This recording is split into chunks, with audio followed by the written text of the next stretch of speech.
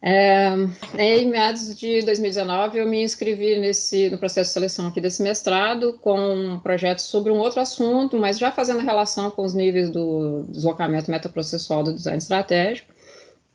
E quando eu estava fazendo a disciplina de experimentação em design estratégico, o professor Guilherme trouxe um texto, uma fala, num dos primeiros seminários, que reflete sobre a diferenciação entre protótipo e prototipação. Essa fala do protótipo, da prototipação, né, do fechamento do protótipo versus a abertura da prototipação, ela me afetou assim sobremaneira. Realmente me deu um clique e eu comecei a entender por que aquela planilha nunca ficava pronta. Eu comecei a revisar toda aquela vivência que eu tinha no ateliê, naquele movimento todo daquela planilha. Daí eu comecei a procurar textos sem uma sistemática muito clara, textos que tivessem design estratégico e catalogação. Não consegui achar. Daí eu tentei exposições e design estratégico, mas daí eu achei mais textos sobre design de exposições, iluminação, cenografia. Mas eu acabei encontrando os textos da Eleonora Lupo, lá do Politécnico de Milão, que tinha design estratégico e a ideia de exposições de bens culturais. E em um desses textos, ela propõe uma exposição em que as pessoas iam ao mesmo tempo participando e já deixando histórias a respeito daqueles objetos pessoais que estavam ali, fotografias e tal. E aquilo começou a fazer sentido com essa ideia de movimento, ainda de processo, de algo que ainda estava acontecendo, assim como a prototipação. Era um tipo de desacomodação também, como se o acervo fosse vivo. Porque, ao invés da noção clássica de que é o artista que tem currículo, eu estava começando a perceber que eram as obras quem tinham currículo. Né? Eram elas que se movimentavam muito. Eu comecei a perceber que as informações sobre as obras circulavam mais do que as próprias obras em si. Então, juntando essa noção da abertura da prototipação com essa de já ir fruindo e catalogando ao mesmo tempo, surgiu essa ideia de substituir lá no texto protótipo por catálogo, quer dizer, de passar a refletir sobre a abertura da catalogação e o fechamento do catálogo. E esse foi o primeiro insight dessa nova pesquisa daí, então. Eu ainda precisava problematizar essa nova pesquisa, a Débora me apresentou o arco de Maguerre, e muito do que a gente discutia era essa questão metaprocessual que estava aparecendo, que estava se revelando ali na catalogação.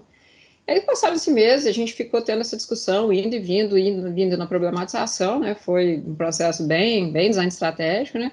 Até a gente encontrar a questão principal, que é essa necessidade de compreender ali pelo design estratégico o papel do catálogo, o papel da catalogação e da narrativa no ateliê do artista, né? Então, eu observei na ficha técnica ali como parte do catálogo e o papel dela no sistema da arte um jogo de forças, com efeitos de sentidos que eram diferentes entre os atores. Né?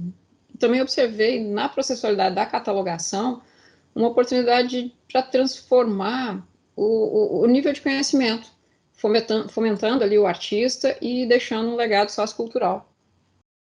E essa percepção ela aconteceu pelo viés, pela abordagem teórico-metodológica do design estratégico, como um sistema aberto, com uma interação dialógica que reconhece as restrições a serem superadas e opera em uma dimensão situada e contingente. Essa compreensão da característica metaprocessual da catalogação, ela foi decorrente do reconhecimento de que catalogar é um processo de infraestruturação contínua do ateliê, não um objetivo só de fazer um catálogo, mas é uma infraestruturação contínua. E das relações e colaborações de longo prazo do ateliê, do artista no sistema da arte. Né? Então, foi uma percepção de que esse processo não só ele permitia, como ele requeria um deslocamento para um nível estratégico, para perceber o arquivo de ateliê como um espaço de criação de sentido e com uma narrativa dentro de uma narrativa. Né? Então, foi por essa visão metaprocessual do design estratégico que eu cheguei ao ponto central dessa pesquisa, né, que é de como que esse deslocamento da catalogação pode revelar a capacidade metaprocessual do arquivo vivo. E com isso a gente chegou no objetivo aí de propor, pela experimentação em design estratégico, algumas práticas de catalogação que, promovendo ali situações de abertura, pudessem fomentar o artista e revelar esse legado sociocultural, que eram as duas premissas. Bom,